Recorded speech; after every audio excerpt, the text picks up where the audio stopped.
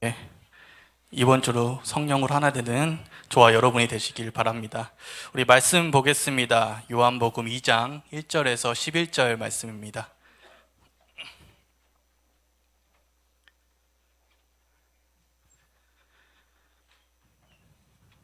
요한복음 2장 1절에서 11절 말씀입니다. 교독하도록 하겠습니다. 사흘째 되던 날 갈릴리 가나에 혼인대가 있어 예수의 어머니도 거기 계시고 포도주가 떨어진지라 예수의 어머니가 예수에게 이르되 저들에게 포도주가 없다 하니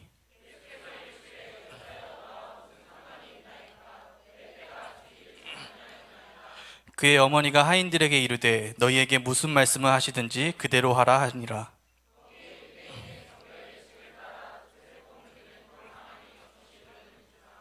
예수께서 그들에게 이르시되 항아리에 물을 채우라 하신즉 아기까지 채우니 연회장은 물로 된 포도주를 맛보고 어디서 났는지 알지 못하되 물을 떠온 하인들은 알더라. 연회장이 신랑을 불러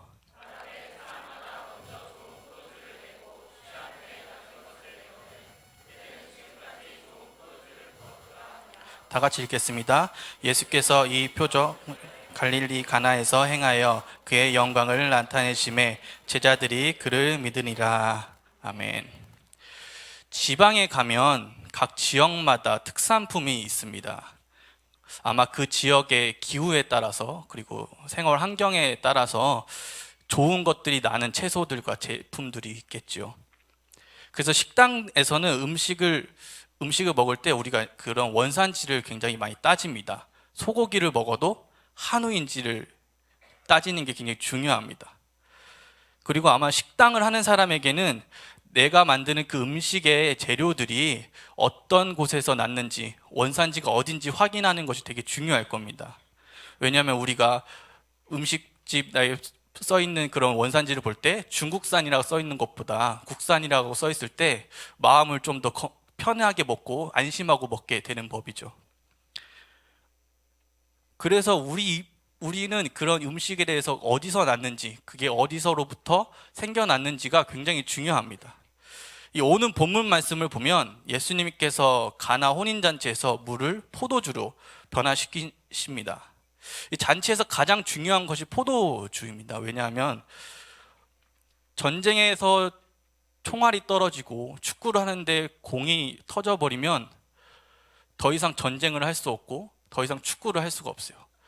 똑같이 포도주가 떨어졌다면 더 이상 잔치를 진행할 수가 없는 거예요. 이때 이 문제를 해결해 주신 분이 바로 예수님입니다.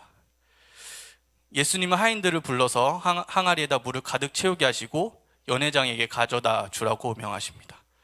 하인들이 가져온 항아리를 채웠던 물은 어느새 포도주로 변했고 연회장이 그 포도주를 맛보고 놀랐습니다. 왜냐하면 너무 맛있어서. 이 연회장은 포도주가 어디서 났는지 궁금해서 신랑을 부릅니다. 이 보통 좋은 술을 먼저 주고 나중에 손님들이 취했을 때 나쁜 술을 내놓는데 가장 좋은 술 지금까지 두고 있었구나 라고 말합니다. 지금 이 연회장은 이 맛 좋은 포도주가 어디서 났는지 모르고 있는 겁니다. 자신이 이 잔치를 맡은 사람인데, 자신이 연회장인데 이 잔치에 쓰이는 포도주가 어디서 났는지 모르고 있는 거예요. 만약에 식당 하는 주인 아주머니가 자신이 만드는 음식 재료가 어디서 났는지 모르고 있다면 좀 큰 문제 아니겠습니까? 그런데 오늘 본문 말씀에 보면 이 포도주가 어디서 났는지 알고 있는 사람이 있습니다. 그들이 누굽니까? 네, 바로 하인들입니다. 우리 다 같이 본문 말씀 9절을 읽어보겠습니다. 시작.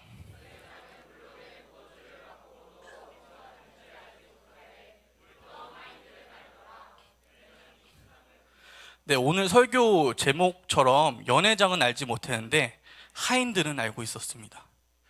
이 하인들은 어떤 하인들입니까? 이 9절에서 하인들을 어떻게 수식하고 있습니까? 물도온 하인들입니다.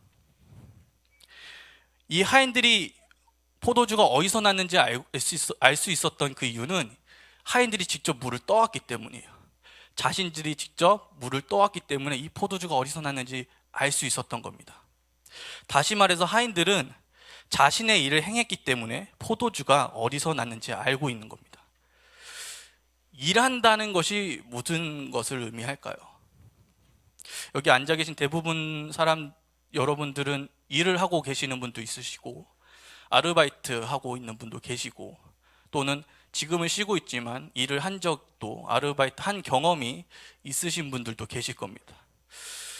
저도 일한 경험이 좀 있습니다. 여러분만큼은 아닐지 몰라도 골프장에서도 아르바이트 해보고요, 박람회장에서도 아르바이트 하고, 마트에서도 카트 끄는 알바도 한 적 있고요, 잠깐이지만 영화사에서도 일을 한 적 있습니다.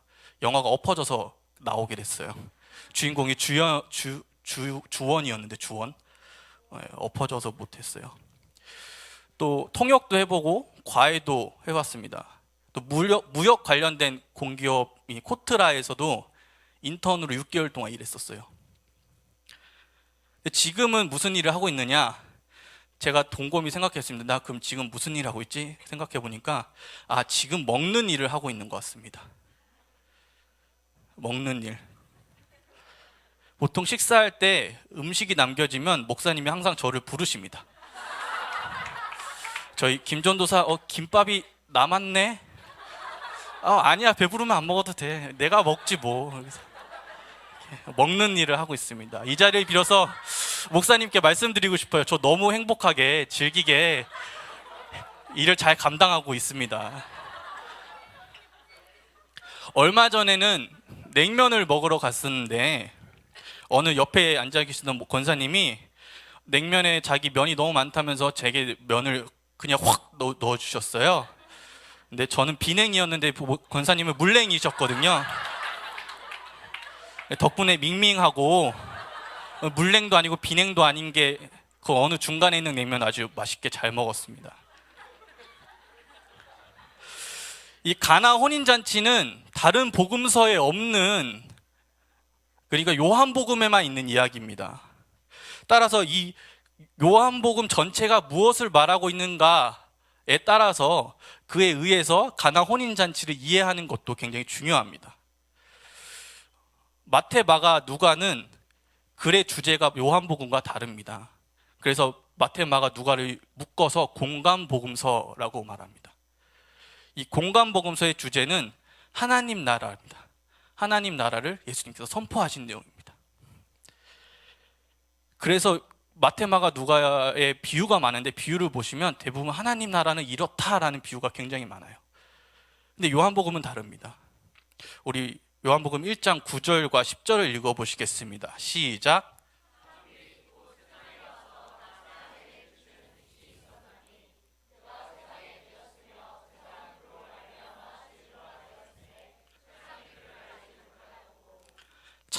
참 빛이 세상에 왔는데 세상이 그를 알지 못했대요.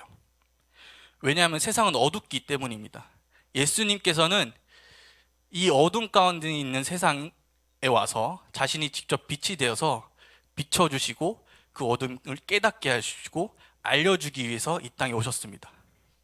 이 요한복음 전체를 찬찬히 읽어보면 알지 못하는 사람들, 보지 못하는 사람들, 깨닫지 못하고 예수님이 누군지 의심하는 자들로 가득합니다. 그래서 알지 못하는 우리에게 예수님께서 오셔서 내가 그리스도이고 하나님의 아들이심을 계속해서 계시해 주고 계세요. 그래서 요한복음의 비유를 보면 하나님의 나라에 대한 비유가 없습니다. 내가 누구인지, 예수인 내가 누구인지에 대한 비유가 굉장히 많아요. 예를 들어서 아까 말했던 세상에 빛이 왔다. 그 빛이 나이다. 내가 길이요 진리요 생명이다. 나는 생명의 떡이다. 나는 부활이요 생명이다. 나는 포도나무다.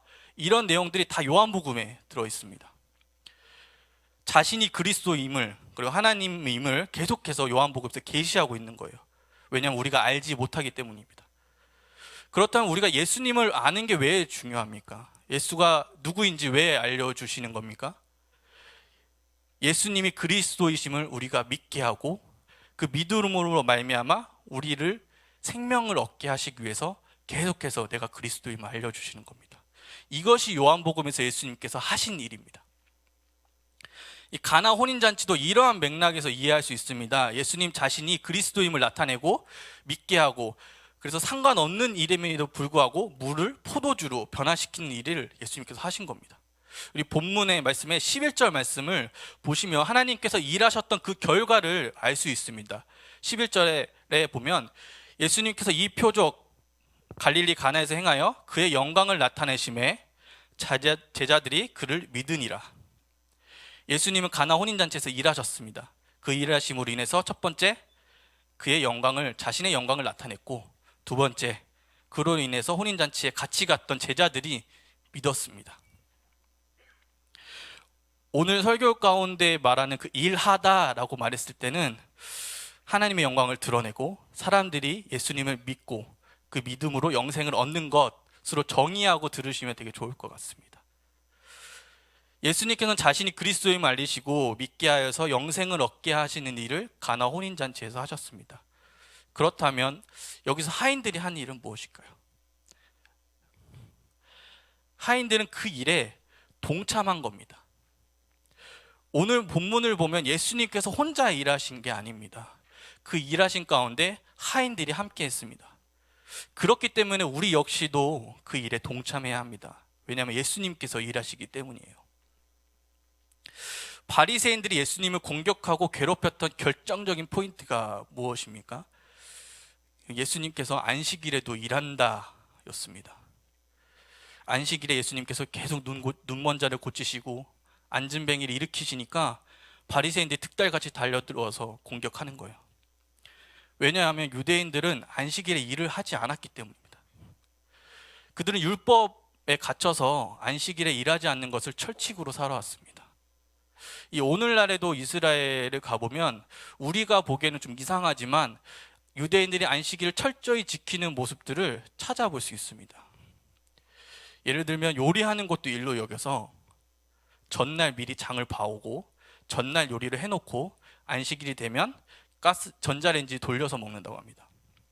만약에 전날 요리를 준비하지 못하면 안식일날 굶는 거예요. 굶으면 안식일 자정이 돼서 끝나자마자 12시 딱 되자마자 라면 2개 끓여 먹고 여기가 천국이구나 하는 거예요. 또 이런 예화도 들어본 적이 있습니다. 이번에 성지순례 갔다 온 친구한테 들었는데 거기서 들은 얘기라고 합니다. 어떤 사람이 차 트렁크를 열고 물건을 꺼내고 집에다 갖다 놨는데 자신이 트렁크 문을 열었던 걸 깜빡한 거예요. 그래서 닫으려고 가보니까 안식일이 된 거야. 자정이 넘어간 거야. 그래서 하루 종일 트렁크를 못 닫았대요. 이런 일도 있고요.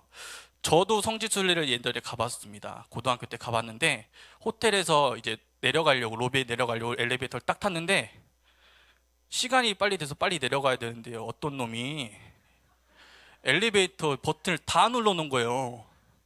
층층마다 쓰는 겁니다. 얼마나 짜증납니까? 지금 빨리 내려가야 되는데.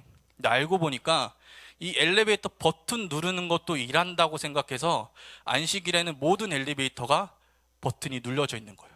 만약에 호텔 30층에서 내려오면 30번을 서서 가야 되는 거예요. 어쩌면 유대인들이 화낼 마음도 할 것 같습니다.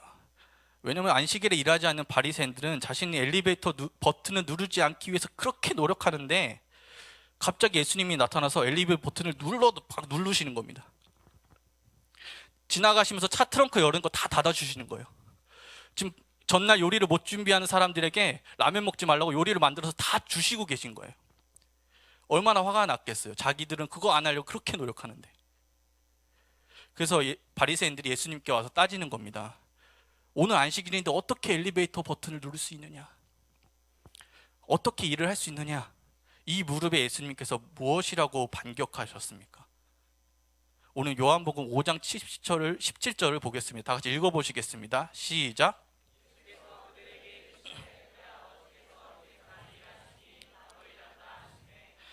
바리새인들은 안식일에 쉬어야 한다고 생각했는데 예수님은 안식일에 하나님이 일하고 계시니까 자기도 일을 해야 한다는 겁니다.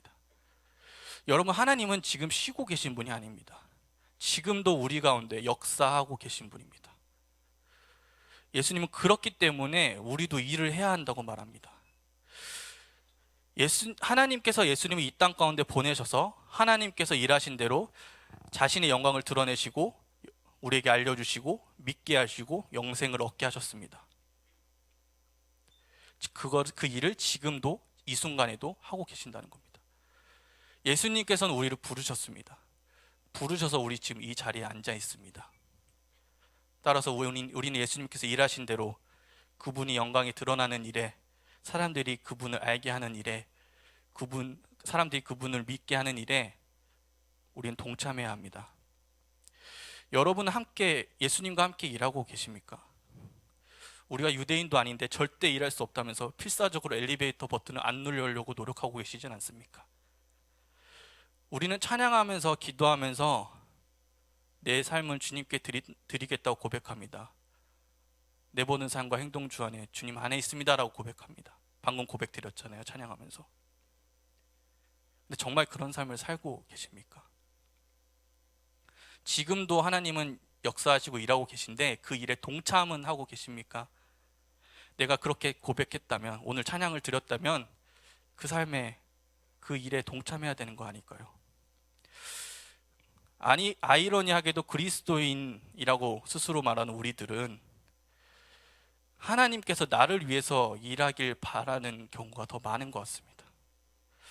우리는 나는 어떻게 하면 오늘 하나님의 일을 할까? 어떻게 하면, 무엇으로 하나님의 영광을 내가 오늘 드러낼까? 오늘 난 누구에게 예수님의 그 복음을 전할까? 라는 고민을 하지 않고 관심도 없습니다. 오직 어떻게 하면 하나님께서 나를 위해 일하게 하실까에 관심을 갖습니다. 지금 내 문제를 해결하기 위해, 지금 당장 내 앞에 있는 고민들을 해결하기 위해, 내가 안락하기 위해, 내가 편하기 위해서 하나님이 나를 위해서 일해 주시길 바랍니다. 어쩌면 우리는 하나님을 요술램프의 지니처럼 이용하고 있는 것인지 모르겠습니다. 지난 일주일 동안 여러분은 하나님의 영광을 드러내려고 하셨습니까? 아니면 내 일을 위해 하나님의 영광이 쓰여지기를 바라셨습니까? 그리스도인은 하나님의 일을 감당해야 할 책임이 있습니다. 왜냐하면 우리도 하나님이 일하셔서 그 하인과 같은 어떤 누군가가 일해서 구원을 받았기 때문입니다. 생명을 얻었기 때문이에요. 우리들이 하나님의 일을 하지 않고 하나님께서 나를 위해 일하시기만 기대한다면 우리가 가나 혼인잔치에서 일하지 않은 연회장과 다를 바가 무엇이겠습니까? 안식일에도 아픈 자, 가난한 자를 외면한다면 우리가 그 바리새인들과 다를 바가 뭐가 있겠어요? 우리가 살면서 하나님의 영광을 드러내지 않는다면 우리가 세상 사람들과 다를 바가 무엇이겠습니까? 따라서 우리는 하인처럼 일해야 합니다. 주님께서 일하고 계시기 때문이에요. 그분 일에 동참해야 합니다. 그럴 때 하나님께서 우리를 통해서 그분의 일을 이루어 가십니다. 우리가 일할 때 사람들이 믿기 시작하고 영생을 얻고 그로 인해서 우리의 삶이 하나님의 영광이 되는 것입니다. 그렇다면 우리가 어떻게 일을 해나가야 될까요? 주님의 말씀을 믿음으로 해야 합니다. 하나님의 일에 동참하는 것은 우리의 믿음이 필요합니다. 그 일에 동참하는 것이 결코 쉬운 일이 아닙니다. 우리 본문 7절과 8절 다 함께 읽어보시겠습니다. 시작.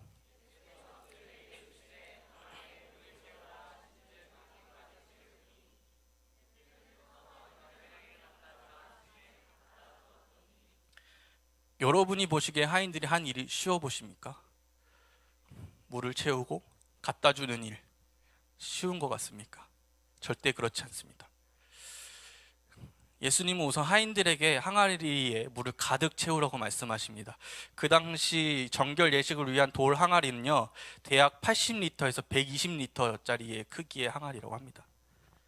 더구나 한 개도 아니고 거기에 6개가 있다고 말합니다. 그 많은 양의 물을 채우려면요, 우리 지금 이 시대처럼 무슨 수도꼭지 딱 들고 호수 잡고 호수만 딱 잡고 있는 게 아니에요. 우물가에 가야 돼요. 우물가에 가서 물을 길러다가 들어다가 다시 붓고, 다시 우물가에 가서 길러다가 다시 붓고, 이 짓을 계속 반복해야 됩니다. 이게 쉬운 일일까? 여러분이면 하시겠습니까? 저라면 못합니다. 왜냐하면 이게 상식적으로 말이 안 되기 때문입니다. 포도주가 떨어졌으면 포도주를 사와야 되는데 나한테 지금 저 힘든 물을 채우라고 하고 있는 겁니다. 나 같으면 이 쓸데없는 짓을 지금 왜 하고 있나 화가 날 법도 합니다. 난 지금 이걸 왜 하고 있지? 고생해서 채워놨는데 물을 다 채우고 나니까 이번에는 물을 떠다가 연회장에게 갖다 주라고 합니다. 여러분이라면 갖다 주시겠습니까? 작년에 이런 일이 있었습니다. 제가 학교 수업을 하는데 수업이 무슨 수업이냐면 조별로 성찬식을 준비하고 시연하는 수업이었습니다. 저희 조가 시연하는 날이었는데 성만찬 예문들, 설교, 찬양 다 준비해놓고 공간 세팅도 좀 다른 사람들과 다른 조가 다르게 예쁘게 해놓고 다 준비해놨습니다. 저희 조는 시연 준비할 때부터 되게 즐겁게 했었습니다. 원래 조별 발표하면 엄청 화가 나고 하는데 그런 거 없이 팀워크도 너무 잘 맞았고 그날 준비도 너무 완벽했습니다. 그래서 이제 시연만 하면 되는데 그냥 아차 싶은 게 생각이 난 거예요. 포도주는 사왔는데 아침에 빵을 사오는 걸 깜빡한 거예요. 성만찬을 하는데 빵이 없는 거예요. 그래서 급하게 교수님한테 양해 구하고 급하게 빵을 사온 기억이 납니다. 근데 만약에 어떤 낯선 사람이 나타나서 저에게 이만한 돌을 주면서 이거 가지고 나가봐 라고 한다면 나는 가지고 나갈 수 있었을까? 똑같이 하인들이 물을 연회장에게 가져다 줄 수 있었을까? 아마 돌을 가지고 나가면 거기 앉아있던 학생들이나 교수님이나 엄청 놀랐을 겁니다. 자네 지금 나랑 한판 하자는 건가? 이렇게 할 수도 있었잖아요. 하인들도 똑같이 생각했을 겁니다. 내가 이걸 갖다 주면 연회장은 나한테 뭐라고 할까? 엄청 혼내겠지. 실컷 욕하고 한판 깨지겠지. 분명히 생각했을 거예요. 하인들이 물을 채우고 또 연회장에 갖다 준 이 일은 상식적으로 생각하면 도저히 할 수 없는 일입니다. 그렇다면 하인들이 무엇을 붙잡고 이 일을 할 수 있었을까? 그렇게 행동할 수 있는 단 하나의 근거가 있습니다. 그것은 5절에서 마리아가 하인들에게 이렇게 말합니다. 너희에게 무슨 말씀을 하시든지 그대로 하라. 하인들이 마리아의 말을 듣지 않았더라면, 예수님의 말씀을 믿지 않았더라면 그 하인들은 물 들이든 항아리를 갖다 줄 수 없는 거예요. 우리 역시 마찬가지입니다. 우리도 믿음을 필요로 합니다. 하나님의 영광이 되는 일은 하나님의 말씀을 믿는 이 믿음이 없으면 하지 못해요. 세상 친구들과 밥을 먹는데 식사기도 하면 얘네들이 날 이상하게 보지 않을까? 친구들이 주일날 놀러 가자는데 못 간대하고 해야 되나? 저번에도 나 빼고 재밌게 놀다 오던데 이러다가 쟤네들하고 멀어지는 거 아닐까? 취업하기 위해서 자소서를 써야 할까? 나도 거짓말로 나를 포장해야 서류에 떨어지지 않는 건 아닐까? 나는 취업할 수 있을까? 내 삶은 어떡하지? 과장님께서 술을 권하시는데 지금 내가 이거 예수님 때문에 나 교회 다녀서 안 먹는다고 거절하면 회사에서 불이익 받지 않을까? 네, 맞습니다, 여러분. 그리스도인답게 하나님의 영광을 나타내는 일에는 친구들 앞에서 놀림 받을 수 있어요. 친구들과 멀어질 수도 있습니다. 나는 면접에 떨어지고 거짓으로 자기를 포장한 내 옆에 있는 친구는 붙을 수 있어요. 상사의 술을 거절했다가 회사에서 불이익 받을 수 있습니다. 불이익 받아요. 그래서 우리는 하나님의 일을 하는 데서 믿음이 필요한 겁니다. 당장의 그 불이익이, 당장의 사람들의 그 외면이 내 삶은 전체 동안 지배하지 않을 거라는 그 믿음이 필요해요. 하나님은 그렇게 우리를 두지 않을 거라는 믿음. 하나님께서 분명히 성경에서 말씀하신 그 약속의 말씀처럼 내 인생을 책임져 주시고 그분이 내 인생을 인도하시고 도우신다는 그 믿음, 그분이 결코 나를 고아처럼 버려두시지 않는다는 그 믿음이 우리에겐 필요한 겁니다. 그 믿음이 없으면 우린 결코 그리스도인으로서 살아갈 수 없습니다. 하나님께서 우리에게 주신 그 말씀에 대한 믿음이 없으면 우리는 세상에 순응하면서 살 수밖에 없는 겁니다. 여러분, 주님을 믿으시기 바랍니다. 고와 같이 버려두지 않는다고 하시는 주님을 믿으시기 바랍니다.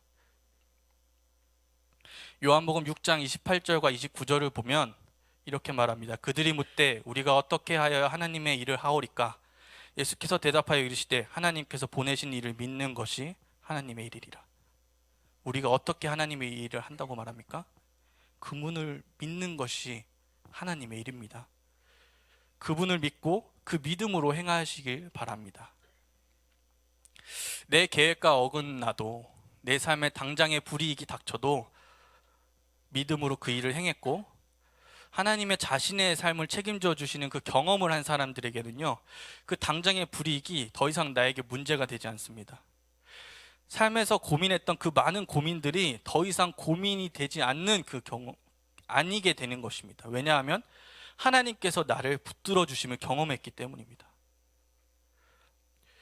그 경험을 한 사람이어야, 경험을 한 후에야 비로소 우리 입술에서 무엇과도 주님을 바꾸지 않겠다는 그 고백, 내 삶은 주님 것이니 온전히 주님께 맡겨드리겠다는 그 고백이 더 이상 말로만 한 고백이 아니라 내 속 깊은 곳에서 나오는 진정한 결단의 고백이 나오는 겁니다.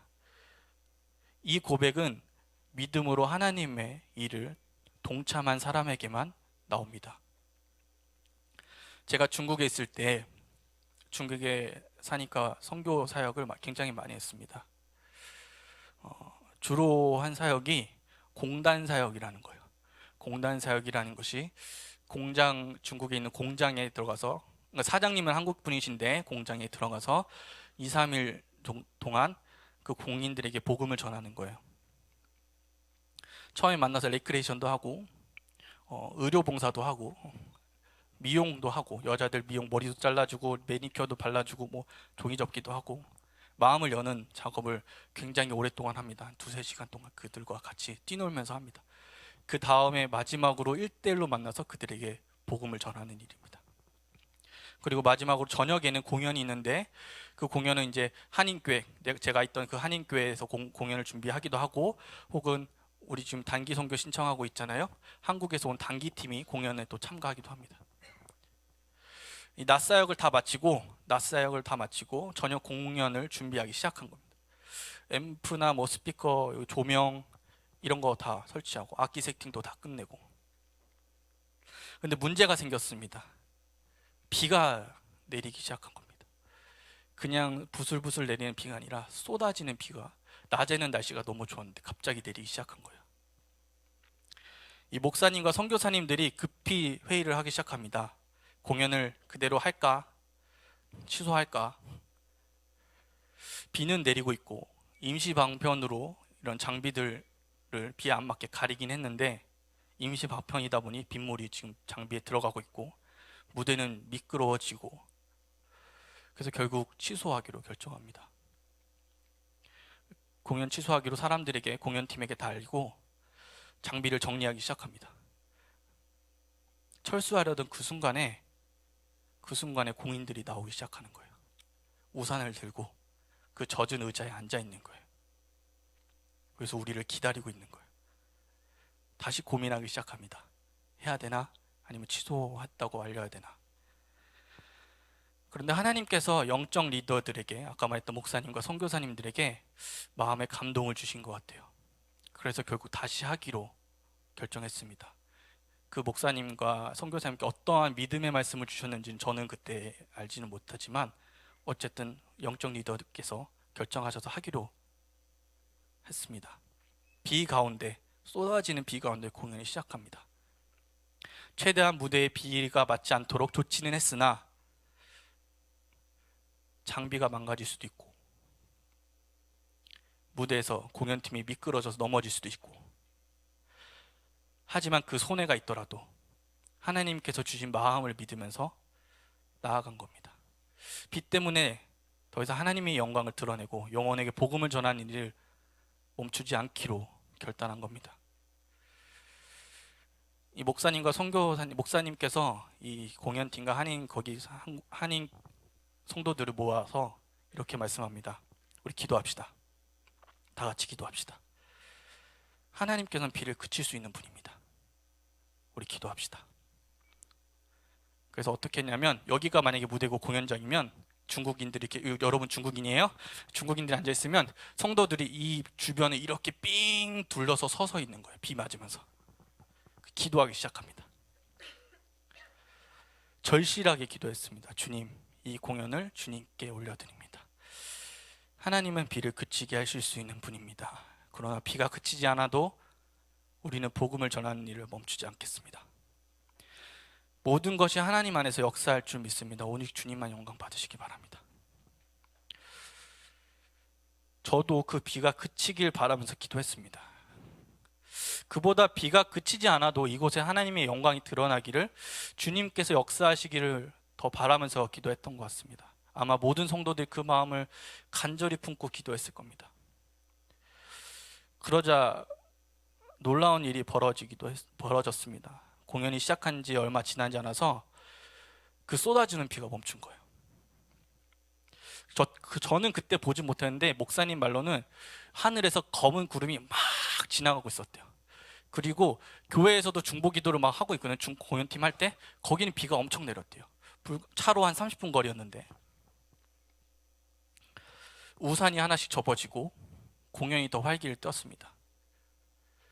근데 비가 딱 그치는 순간 의심의 목소리가 제 안에 들려오는 거예요. 에이씨, 설마. 그렇게 기도해놓고 우연일 수도 있잖아. 솔직히 딱 그럴 수 있잖아요. 그 기도하는 순간에 타이밍이 딱 어떻게 잘 맞아서 비가 그칠 수도 있으니까.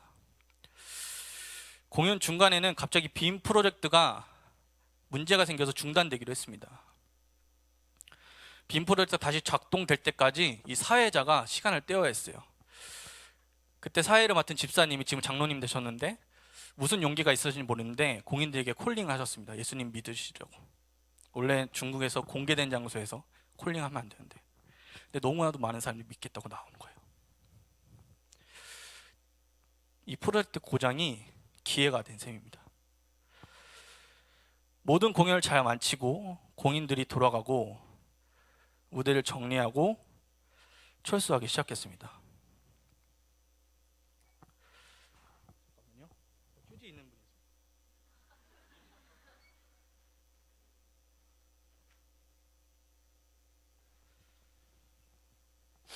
그때 생각이 나는 거예요.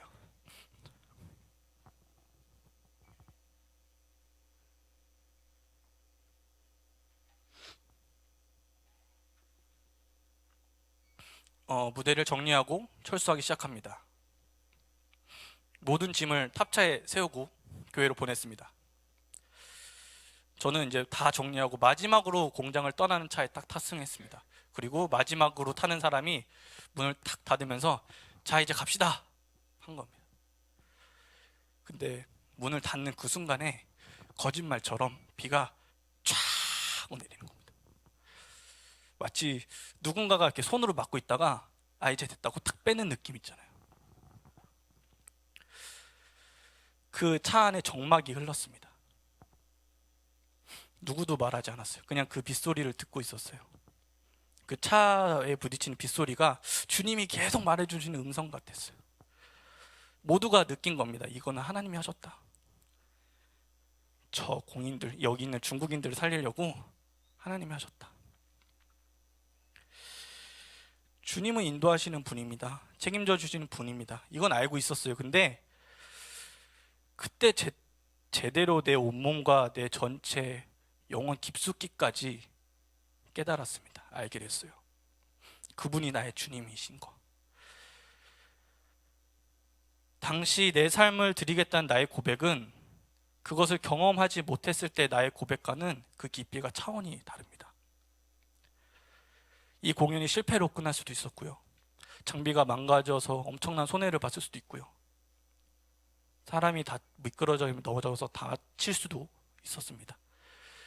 근데 마음이 주신 대로 믿음으로 행했더니 하나님의 영광이 드러났고 사람들이 결단했습니다. 이것을 경험하면요, 그 이후에 어떤 무대 할 때 비가 와도요 걱정하지 않습니다. 더 이상 내 삶에 문제가 되지 않습니다. 내가 그리스도로 살면서 불이익을 받든 안 받든, 사람들에게 외면 받든 안 받든, 그것이 중요한 게 아닙니다. 주님께서 그 공연을 직접 인도하셨던 것처럼 설사 비가 그치지 않더라도 이 고난이, 이 어려움이 나에게 계속 될지라도 주님께서 내게 가장 좋은 것을 주시고 지금 나를 인도하고 계시는 것을 믿을 수밖에 없는 거예요. 사랑하는 여러분, 하인들은 믿음으로 일했기 때문에 예수님이 물을 포도주로 변하신 분이라는 것을, 그리고 그분이 그리스도인이라는 것을, 우리를 구원하실 구원자라는 것을 알았습니다. 우리가 일해야 되는 이유, 일 한 자만이 마음 깊숙이 주님을 알 수 있기 때문입니다. 연회장도 그 포도주를 맛보았습니다. 그 포도주가 맛있다는 건 알았어요. 그러나 어디서 난 건지는 몰랐습니다. 다시 말해서 맛있으니까 마시긴 했는데 참 의미를 알지 못하고 그 포도주를 마시고 있는 겁니다. 여기 앉아 계신 우리 모두는 그리스도인으로서 같은 주님의 말씀을 묵상하고 있습니다. 누구는 법전을 읽고 누구는 코란을 읽는 게 아니잖아요. 우리는 모두 안산관림교회 젊은이교회 다니는 청년으로서 같은 설교의 말씀을 듣습니다. 같은 찬양을 드리고요. 어떤 이는 맛있다고 하고 끝납니다. 어떤 이는 그것을 통해서 그분이 어떤 분이신지를 압니다. 우리는 모두 교회를 다니고 찬양하고 성경 공부하고 기도하고 때로는 그 안에서 놀라운 경험을 합니다. 하지만 누구는 좋다, 정말 좋다, 은혜롭다, 참 은혜 좋더라 하고 끝납니다.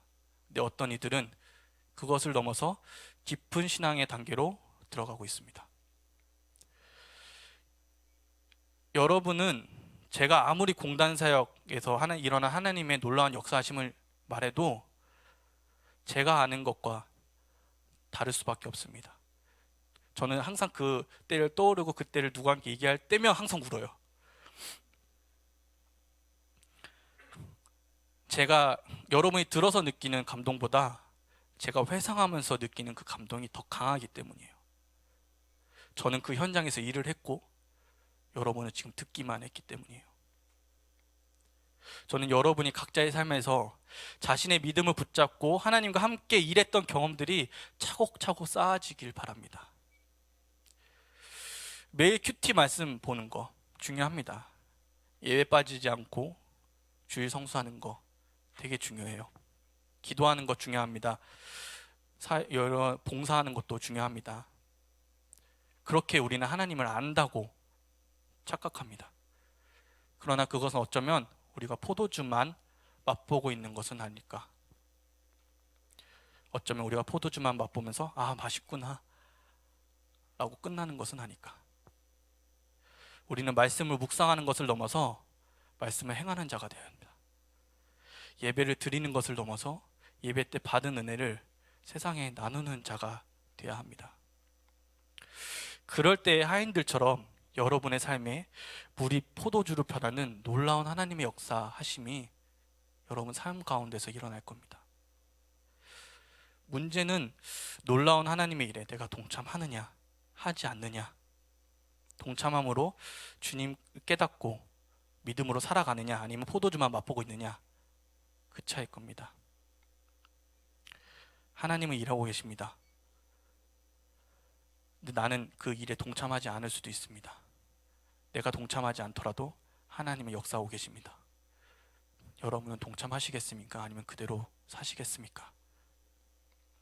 오늘날 주님은 여러분에게 계속해서 말씀하고 계십니다. 설교를 통해서, 말씀 묵상을 통해서, 찬양과 기도를 통해서 계속해서 말 걸어오십니다. 여러분, 포도주만 마시지 마시고 일하십시오. 믿음으로 그 말씀을 행하십시오. 그리고 동참하십시오. 믿음을 소유만 하지 말고 내가 가지고 있는 그 믿음을 세상에서 활용하십시오. 그러면 하나님을 더욱 알게 될 것입니다. 저들이 믿고 저들이 알게 하는 것뿐만 아니라 내가 알게 된다는 거예요. 우리 지금 찬양하고 기도하실 텐데요. 예수님은 우리를 구원하시려고 자신이 그리스도임을 알려주시려고 이 땅 가운데 오셨습니다. 구원받은 우리는 내가 죽고 그분이 내 삶을 인도하는 삶을 살아야 합니다. 찬양 가사처럼 가난한 마음으로 이 세상을 바라보고 나의 뜻이 아니라 먼저 하나님의 나라와 그 뜻을 구하면서 믿음으로 하나님의 나라를 세워가는 내가 될 수 있도록, 그리고 하나님이 내 삶에 역사하실 수 있도록 기도하시면서 찬양하기 원합니다. 우리 찬양하시겠습니다.